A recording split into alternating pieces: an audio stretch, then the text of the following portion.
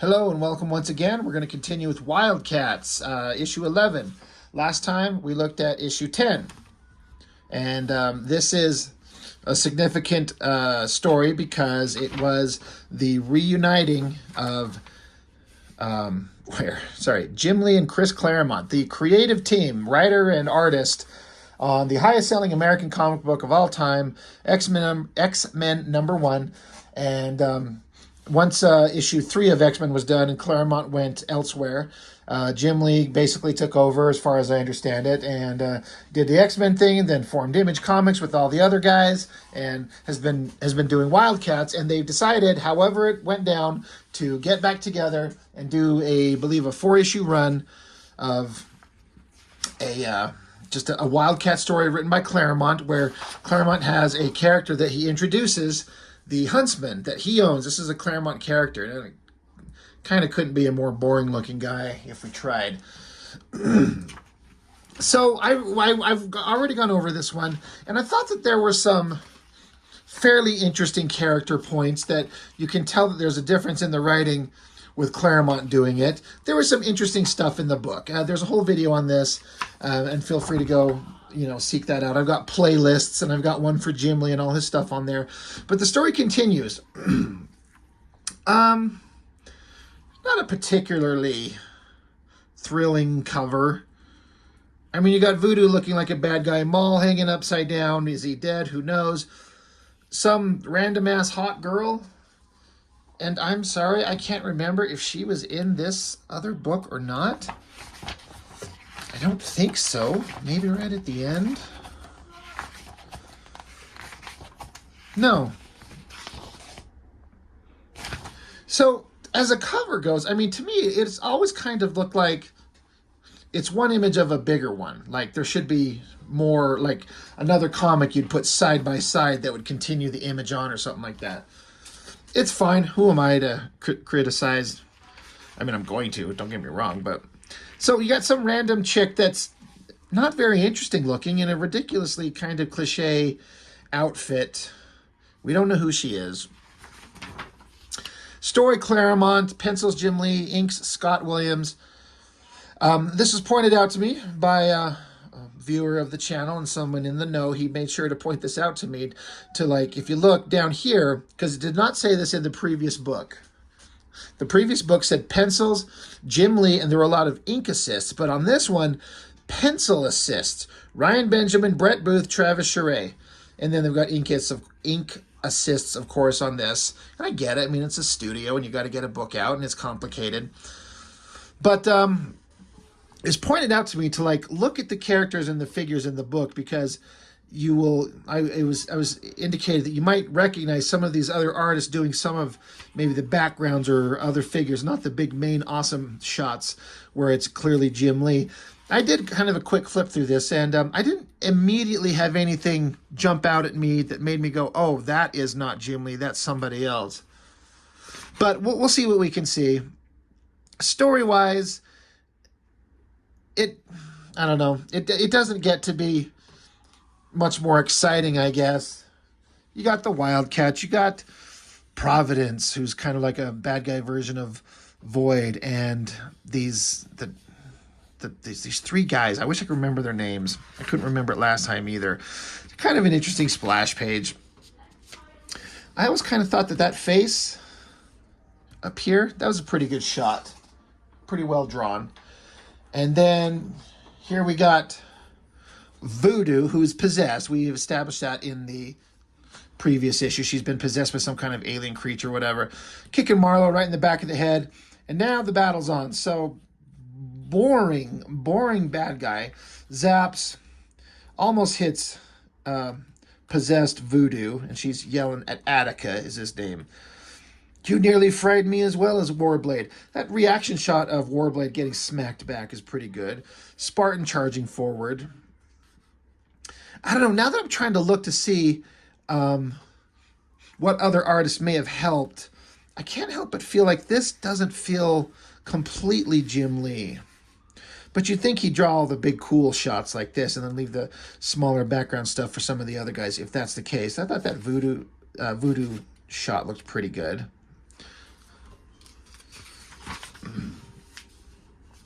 And then, of course, Void and Providence have to have it out, have a, I don't know, a magic silver outfit wearing war. I mean, this is, like, I'm just looking at her neck. Like, her jaw ends basically where the borders of the panel are essentially, but she's got this thick neck. I don't know if it's supposed to be her cloak, I guess. Looks like she's got a really thick neck. And these are kind of, okay, God, this is going to be a whole issue of me just going, is that Jim Lee or not? Because it kind of looks like it. It kind of doesn't. I wonder if he did kind of like rough pencils and had somebody else tighten up the pencils and then someone else ink it. It's kind of okay, but it doesn't quite feel like him. I couldn't help but see this panel over here. I've never been the biggest fan of Jim Lee tech, like the way he renders technology. It's not bad by any means. And again, I mean, I draw, you know. I couldn't do anything even remotely close to this. But it's just got kind of a cluttery technological design vibe that I don't particularly care for, and I never have. But this shot looks almost comical. The little tiny sidecar attached to this motorcycle, and the way this big ass dude and this younger girl are kind of like stuffed in here. Like it looks like it wouldn't work. It looks silly. Like proportionally, it looks really strange. Not a huge fan of it. But Zealot is running off with the Huntsman and this girl that the Huntsman is protecting. And Zealot's been wounded, and that was established in the previous issue from the bad guys, the Rakshas, the poison that's seeping through here. And it's not going to go good for her. Back with the Wildcats fighting laser guys and giant lava rock monster guys and lots of dialogue. And this is another thing that went on with Spartan all the time, is because he was an android, they could just basically destroy him all the time. It's like, well, we can have him actually get hurt because he's just a robot. We'll just build another one. But it makes Spartan come across as kind of useless and pointless because he always gets his ass handed to him. Now, again, he's got this giant lava rock monster guy, and he's going to grab him and start overloading him with heat. So that's fair, but what I like in future issues as the stories go on, I think it's when Joe Casey, God, I hope I'm remembering correctly, when he takes over, when Travis Chare's drawing it on the regular, with, I believe, Richard Friend doing the inks, they upgrade Spartan to a massive degree to where he's the exact opposite of what he is here. Where here he's just someone getting trashed all the time. They upgrade him to be a guy who's almost indestructible and very powerful, very strong, but very calm and calculating. Makes him so much more interesting than this just mindless soldier who gets shredded all the time. I always thought this shot of Maul running towards him, I thought that was kind of well drawn. Maul is another one of those characters where some people seem to remember with some kind of fondness, but I don't. This microscopic head and those stupid tusk things coming out of his back. I do not understand the design interest in that. It's kind of silly, and I mean, his power is kind of vaguely interesting. The bigger he gets, the dumber he gets, as opposed to the angrier he gets, the stronger he gets, like the Hulk. It's like, well, let's come up with a different play on the thing with the Hulk. It's fine, and again, it's played up much better in future books written by other writers. Kind of interesting technological stuff. I mean, I was saying how I didn't like it over on that other page, but that one I kind of like. Again, you got to blast the big guy. These big guys in these books are always supposed to be so strong, but they're always getting their ass handed to them because, again, if there's a big guy there and you take down the big guy, it goes to show you how powerful these other guys are. But when the big guy's always getting his ass handed to him, he's kind of pointless and stupid. I mean, I have these ideas on doing comics where you got the big strong guys, and the big strong guys are like the hardest ones to take down because they have that much muscle density and that much strength. It'd be so hard to take them down. Not impossible, but how many times do you ever read an X-Men comic and Colossus is the one who is the victor in the battle? Like, on occasion, but he usually gets his ass handed to him, and it's always got to come down to like Jean Grey or Wolverine or something like that. The big guys deserve to kind of get their due with their strength and their power. Anyway, that's a random ass tangent. Sorry. Possessed Voodoo tackles stupid Claremont character guy. Can't remember his name. Who cares? This is another random tangent. Who cares? The way that Jim Lee drew Voodoo here, with like her hair flipped over and the back of her head kind of shaved closer than her long hair kind of covers. I'd never seen anything like that before this. I gotta be honest, I kind of like it. I mean, is that a thing that girls have done? I've never seen it, never asked. I kind of liked it. Again, who cares? But, so now we got random bad guys. I mean, they're not terrible designs, but they're not interesting designs. And who cares? There's a dog. Evil girls cackling and looking evil. Like, we don't care about any of these people. And she's loving up on Marlo. They got plans. Of course, because all the bad guys got plans. That lower shot of that guy's face, I feel like, is drawn really well. That's another one I like. And it's an interesting kind of beard with the mustache, chops, and little, I don't know, soul patch beard thing. Kind of interesting. I just remember thinking that as the story continued, the first issue felt reasonably interesting, and this one didn't kind of hold the same interest. Because it's just full of characters we don't know. And I guess that's the point. You have to be introduced to characters, and you have to get to know them and let them have a moment. But they're kind of introduced as if they're supposed to carry the weight of some characters that we've known forever in comics that have had a long established history. And they're just new guys. I don't know. I had no interest in them. There were some interesting moments. For example, Zealot and the Huntsman are watching down, like he's got goggles and or goggles, binoculars, and he's looking down at all these bad guys taking the Wildcats that they captured. And the Huntsman is looking down at this girl, the Troika. That's the name of those stupid three dumbass bad guys, like generic laser hand guy and lava rock monster and giant boring stupid robot thing, the Troika. That's right. But as the Huntsman is observing down from a distance, the girl turns and looks right at him. And so, well, they both see it. And the Huntsman's like, she looked right up my lens. I think we've been made. So I like how they both saw that. That's an interesting moment.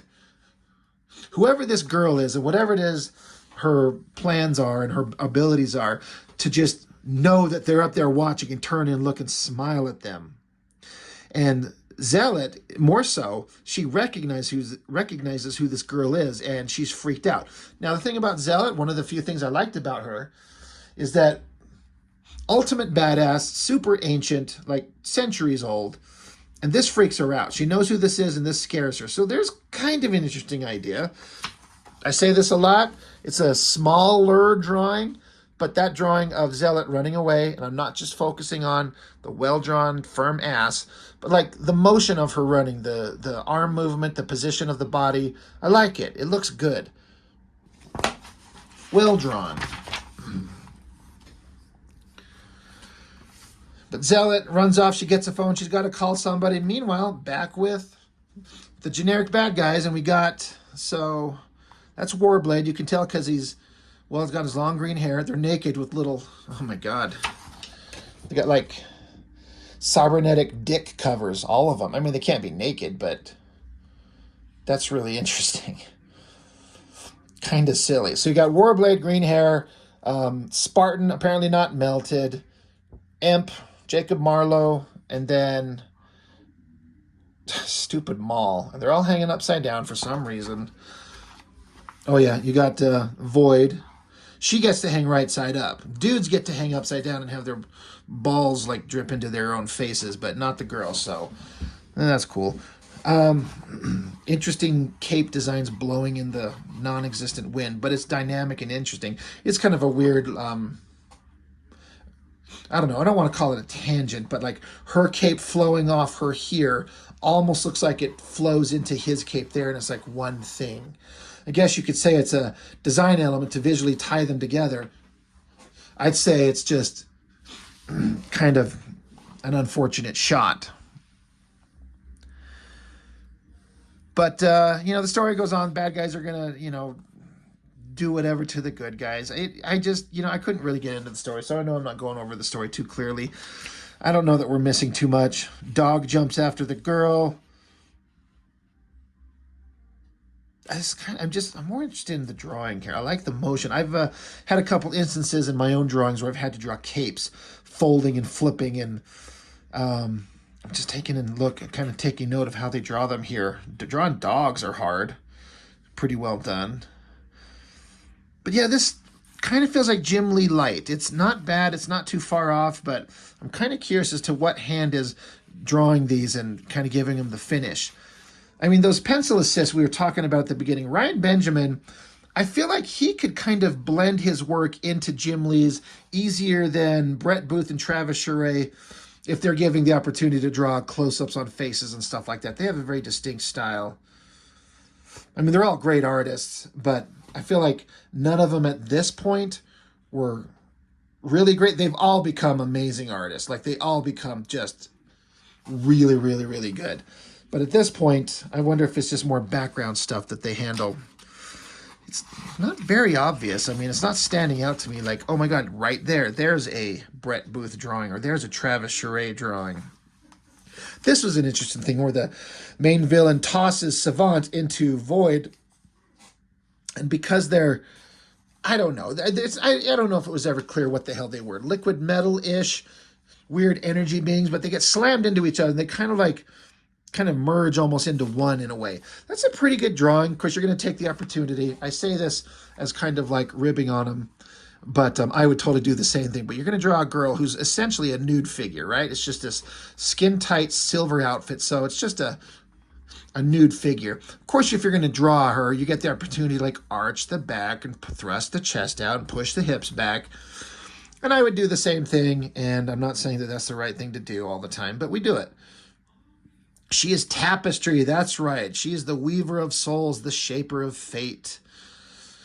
Yeah.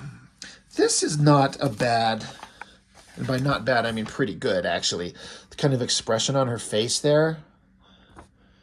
All three of them are not bad, but that one right there, the mouth, the way it's drawn, I'm into that. I like that. So I guess tapestry, she has... she says here, as the boundaries between flesh dissolve, so too will soul and self merge until nothing remains of the women that were, save power that I will yield. Holy shit, does that sound like Claremont dialogue if you've ever heard it? Like double-headed Janus, void and providence will light my path through eternity and protect me from my every enemy. As for you, little Lord Emp, champion of the cherubim, I think that's how you say that. So she touches him, lights him up, gives him kind of like, this is a pretty awesome drawing. I like the nice cross-hatching lines on the shadows on her face down here. That looks good. But she zaps him. And like, it doesn't say what she's doing to him, just that he's not into it. She's like, you weep, Jacob. Is it so awful a thing to have your essence torn from your body? Don't worry, I'll put it back. So she starts sucking on her own thumb. Get it. Get it, girl. Another pretty awesome face. Pretty well drawn. And then she uses her cape, like it's just a visual thing to show how she could kind of, I mean, tapestry, weaver of fates, she said, right? Isn't that what it was? Weaver of souls, shaper of fates. So she shows an element from back in, was it WILDCATS #1, where Jacob Marlowe was being held by a bad guy, and Grifter had a gun drawn on him, and then the way the story went down is that the bad guy gets like a bladed weapon to the skull, he's murdered till he's dead, and Zealot shows up, and looking hot and looking cool, and that's how that's how their timeline went. But I guess she can shape things and change things. So this is kind of an interesting drawing. I like her face, her hair, the way her hand is out here, like she's manipulating events, and these little drawings of the figures. They're all kind of okay. I feel like I need to look at them up close. That's not a bad shot of the WILDCATS, honestly. But they're showing what happened, and then, oh, well, they cut away. So we're going back to other characters. Savant in this girl, And I'm sorry, I can't remember if we've been introduced to her yet or not. I don't think so. But she's talking with this older guy, and correct me if I'm wrong, but I do believe that this guy was drawn to look like Claremont himself. Somebody can correct me on that if I'm wrong. But they're having a little conversation. But Savant gets a message, so she's like, I got to go help out Zealot. I believe that these two are, Zealot and this girl are sisters, is the connection. Good backgrounds on all of these. Good outfit, like fashion design. That shit's hard. I find that very difficult to like know what the hell to dress someone in. Interesting point. This was always kind of a random thing. I wonder if this is a Jim Lee thing or one of the other artists threw it in there. But there's this table right here, and you got these statues of figures, but then there's this picture of like a guy and a girl, so presumably this girl here. But it says the Princess Bar, if you can read that. Now, it was a bar that Wolverine frequented all the time in Madripoor, isn't it? I thought that was an interesting little kind of, I don't know, Easter egg to throw in there. And then this shot of Savant. Interesting lighting. Kind of like the short hair, the outfit. It's kind of cool. It works. Then it comes back to here. Now, I feel like this is Ryan Benjamin, his hand. And I say that because in the previous book, there was a backup story of this character, a soldier's story. And Ryan Benjamin drew this soldier guy. And it kind of looks like his hand combined with Jim Lee. I could be completely wrong. I don't know shit. Don't listen to me. But anyway, back to where Tapestry is changing the fates. You got Imp with the gun to his head. Spartan's supposed to take the shot, but instead of the bladed weapon killing the bad guy, the bladed weapon stabs Grifter in the head, kills him. So Zealot shows up with one of those ridiculous Coda, like pointy triangular dagger weapons, and goes to kill Jacob Marlowe himself. That's not how the fates went. That's not how the timeline is. But then a sword deflects the Coda weapon, and Tapestry's there. She's interfering. She gets in a fight with Zealot, stabs her. That's another shot that I like. The action and the movement and the anatomy. I mean, they're kind of long, spindly, hot girl legs, but I like it. I'm into it. And so Marlowe's like, oh, you saved me. Thank you. They hug, and she's smiling, and she's evil. And it's just a close-up of, like, Marlowe's little, like, that's his jockstrap right there. That's him hanging upside down. That's his dick. And she's just hanging out right there by it. And so, I mean, what is the point of all this? I guess that she's reshaping in his mind the events that happened. And so she says, all you need to do, my sweetling, is give yourself to me wholly and unreservedly, body and soul. Claremont says that body and soul shit all the time, too. I'm just looking at the artwork here. The cape is Jesus, my English is getting bad. The cape has gotten more ridiculous. It almost looks like a wisp of cloud or smoke around her than a cape. I kind of like the face. I wish this was in black and white because it looks like there's some nice fine line inking going on there with the shadows, and I think it looks really cool. It's the way that she's got the arch in her back and the curve of her hips and this like super sexy babe pose. I can't complain because, again, I like to draw things like that, but it kind of stands out as there could be another sexy pose to put her in that's not looking so sexualized, so posed. I don't know. I don't know anything. It looks good.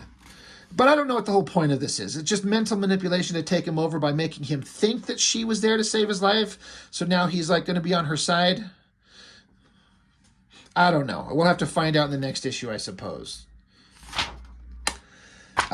So 23 pages of mostly Jim Lee artwork and Claremont writing, and you know, it's just kind of fine. It reads like an X-Men comic, but with no X-Men in it, or no characters you know. Probably better written with more thought put into the story than any previous issues of the book. But I remember thinking, like, this is just, it's not not holding my attention. It's not quite there. I'm not excited for it. It's okay. It's okay. And then there's another backup story. The same in, like I was showing in issue 10, there was that backup story here towards the back, which I think is an interesting idea. Like, why not take and put two things in there?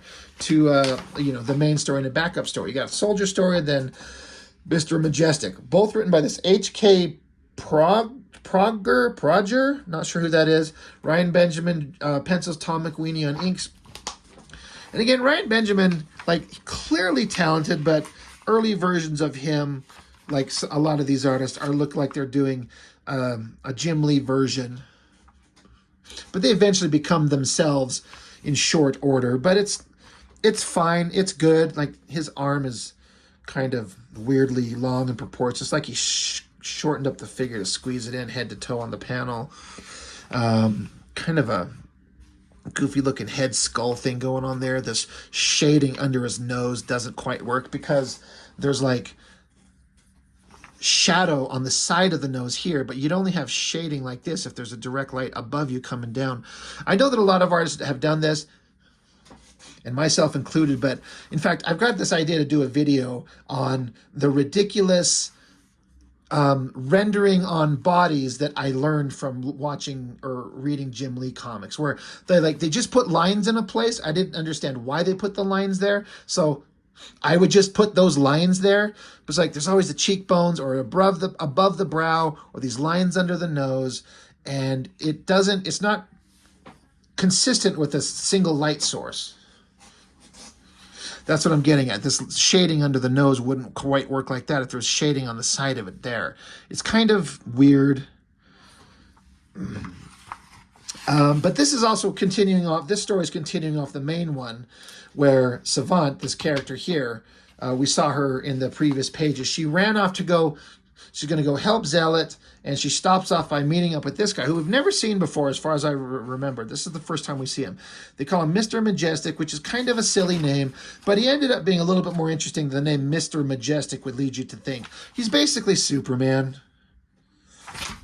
So she talks him into coming to help, and he's like, fine, I'll do what I have to. I didn't want to fight. I didn't want to have to get back into this superhero life.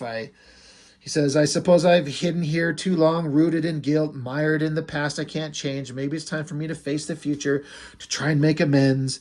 And if Zealot needs me, she will have the aid of Mr. Majestic.